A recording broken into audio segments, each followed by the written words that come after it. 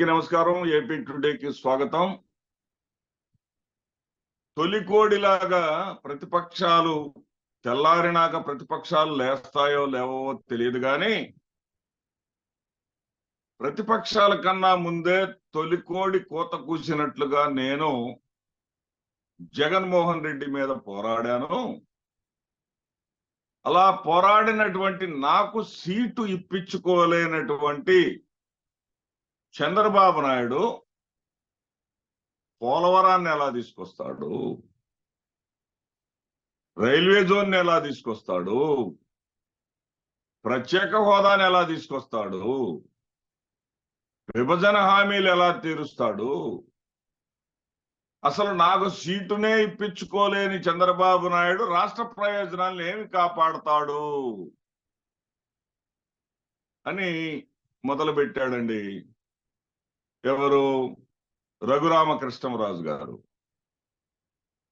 మరి కోడి కుయ్యక ముందే ఇతను కూసేది నిజమే. ఆ కోతలు కూడా కారు కోతలు, మామూలు కోతలు కాదు. జగన్మోహన్ రెడ్డి గారి కులాన్ని టచ్ చేస్తూ ఆ కులస్తులందరూ కూడా బాధపడే రీతిలో అసలు వ్యాఖ్యలు చేసినటువంటి పరిస్థితి. అంటే పూర్తిగా ఒక వర్గానికి శత్రువుగా మారిపోయినటువంటి పరిస్థితి. ఎవరి కోసం అంత శత్రువుగా మారాడు అతను? ఎవరి కోసం అతను ఆ విధంగా తయారయ్యాడు? ఎవరి ప్రయోజనాలను కాపాడటం కోసం అతను బలయ్యాడు? చంద్రబాబు నాయుడు ప్రయోజనాలు కాపాడటం కోసం, చంద్రబాబు నాయుడిని ముఖ్యమంత్రిగా చూడటం కోసం, చంద్రబాబు నాయుడికి ప్రజలు పీకేసినటువంటి అధికారాన్ని తిరిగి ఇప్పించడం కోసం ఇంత ప్రయత్నాలు చేసినటువంటి నన్ను కాపాడుకోలేని నీవు ఈ రాష్ట్ర ప్రజల ప్రయోజనాలను ఏం కాపాడుతావని అతను అడిగినటువంటి ప్రశ్నలో ఏమాత్రం తప్పు లేదు. ఇక ముందు ముందు ఏ విధంగా ఉంటాయి ఇద్దరి మధ్య సంబంధాలు అనే దాన్ని కూడా కాలం చెప్పాలి.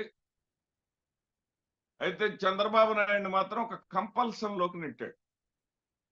ఏమిటయ్యా కంపల్షన్ అంటే, అతనికి తప్పనిసరి పరిస్థితుల్లో అడ్డం తిరిగైనా సరే, భారతీయ జనతా పార్టీకి అడ్డం తిరిగైనా సరే నరసాపురంలోనే సీట్ ఇవ్వాల్సిందే.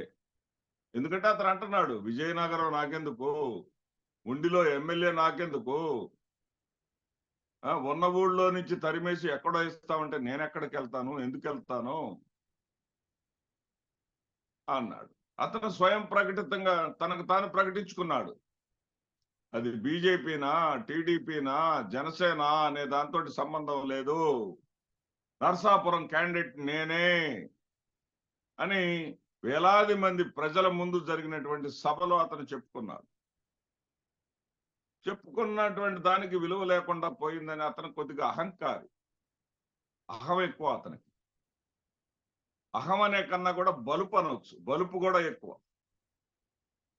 తను అనుకున్నది జరగకపోతే మరి ఆ బలుపు ఎక్కువ ఉన్న వాళ్ళకి కొంచెం అవమానంగా భావిస్తారు, దానికి అదే రకంగా స్పందిస్తారు. అదే విధంగా ఉంది స్పందన.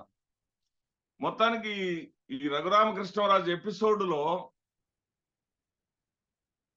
బీజేపీ మీద టీడీపీకి అనుమానాలు పెరిగిపోయినాయి.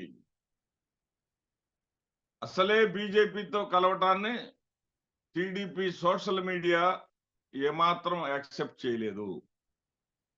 మెయిన్ స్ట్రీమ్ మీడియా కలవాల్సినటువంటి అవసరం ఉందని మసాలాలు దట్టించి ఏదేదో చెప్పింది తప్ప సోషల్ మీడియా కానీ టీడీపీ శ్రేణులు కానీ భారతీయ జనతా పార్టీ, ముఖ్యంగా మోడీ, జగన్మోహన్ రెడ్డిలు ఒకటే అనే దాన్ని ప్రొజెక్ట్ చేస్తూ వచ్చారు ఇప్పటిదాకా.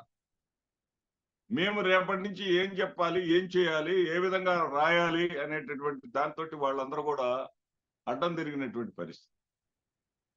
ఇప్పుడు తాజాగా జగన్మోహన్ రెడ్డి గారు మీద పడి ఏడవాల్సినటువంటి పరిస్థితి మనకెందుకు వచ్చింది? మరి భారతీయ జనతా పార్టీ వాళ్ళు చెప్పిన ప్రకారం కనీసం తెలుగుదేశం పార్టీలో సభ్యత్వం కూడా లేనటువంటి టి కృష్ణప్రసాద్ని ఎక్కడో వరంగల్ భారతీయ జనతా పార్టీ జిల్లా అధ్యక్షుడిగా ఉన్నటువంటి వాడిని తీసుకొచ్చి బాపట్లలో సీట్ ఇచ్చావు కదా.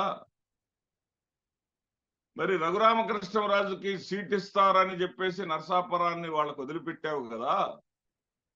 మరి ఆ నరసాపురంలో శ్రీనివాస వర్మను ప్రకటిస్తే ప్రతిఘటించలేకపోవటం ఏంటి చంద్రబాబు నాయుడు గారు అని చెప్పేసి వాళ్ళ మెయిన్ స్ట్రీమ్ మీడియానే ప్రశ్నిస్తా ఉంది. అదేవిధంగా దీంట్లో చంద్రబాబు జగన్మోహన్ రెడ్డి గారి మాట నేటికి భారతీయ జనతా పార్టీ వింటూ ఉంటే రాబోయే రోజుల్లో ఎన్నికలను ఎలా ఎదుర్కొంటాం? భారతీయ జనతా పార్టీ తెలుగుదేశం జనసేనలతో కలిసినందువల్ల ఈ కూటమికి నష్టమే గాని లాభం లేదు అని చెప్పేసి మనమే ఒకప్పుడు ప్రచారం చేశాం కదా. మరి నువ్వు సర్దు చెప్పుకుంటా వచ్చావు కదా. జగన్మోహన్ రెడ్డి గారు కేంద్ర ప్రభుత్వం కూడా అది భారతీయ జనతా పార్టీ కూడా విడిగా పోటీ చేస్తే ఆయన ఎన్నికల్లో ఎదుర్కోలేము. మరి ఎన్నికల కమిషన్ కానీ వ్యవస్థలను కానీ కాస్త కోస్తో మన కంట్రోల్లో పెట్టుకోవాలంటే మనం భారతీయ జనతా పార్టీతో పొత్తు కావాలని చెప్పావు కదా. మరి ఆ పరిస్థితి కనపట్టలేదు కదా ఇక్కడ. మరి కాస్త కోస్తో భారతీయ జనతా పార్టీ పొత్తు కావాలి అని మనమే చెప్తున్నాము. మన కంట్రోల్లో ఉంటది, పొత్తు పెట్టుకున్న తర్వాత అని మనమే చెప్తున్నాము. ఈ రోజున మళ్ళీ జగన్ చెప్పినట్లు మోడీ వింటున్నాడు అని చెప్పేసి మనమే చెప్తుంటే ప్రజల్లోకి ఏ విధమైనటువంటి మెసేజ్ ఇస్తాము? ఏ విధమైనటువంటి సందేశం ప్రజల్లోకి వెళుతుంది? మరి ఈ పొత్తు వల్ల ముప్పే తప్ప, ఈ పొత్తు వల్ల చేటే తప్ప, ఈ పొత్తు వల్ల కీడే తప్ప మేలు లేదు కదా అని చెప్పేసి అనుమానాలను వాళ్ళ కార్యకర్తలే, ముఖ్యంగా సోషల్ మీడియా వాళ్ళు, టీడీపీ శ్రేణులు తెలుగుదేశం పార్టీ మీద సంధిస్తూ ఉన్నాయి. ఏదైతే కొన్ని ఛానళ్లు ఇప్పటిదాకా కూటమి గెలుస్తుందని చెప్పేటటువంటి ఛానళ్లు కూడా కూటమి గెలుపు అవకాశాలకు బీటలు ఏర్పడ్డాయని చెప్పేసి మాట మార్చినటువంటి పరిస్థితిలోకి వచ్చేసాయి. ఏం జరుగుతుందో చూద్దాం.